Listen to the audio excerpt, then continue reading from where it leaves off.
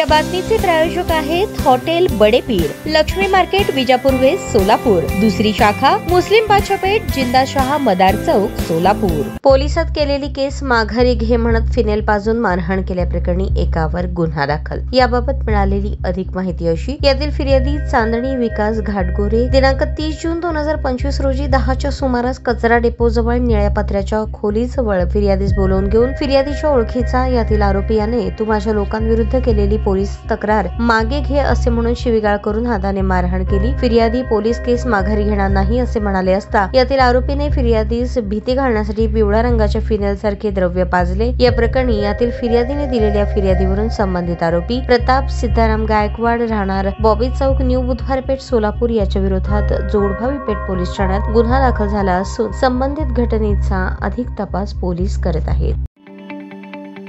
ताज्या बातम्या पाहण्यासाठी प्राईम महाराष्ट्र न्यूज चॅनलला सबस्क्राईब करा।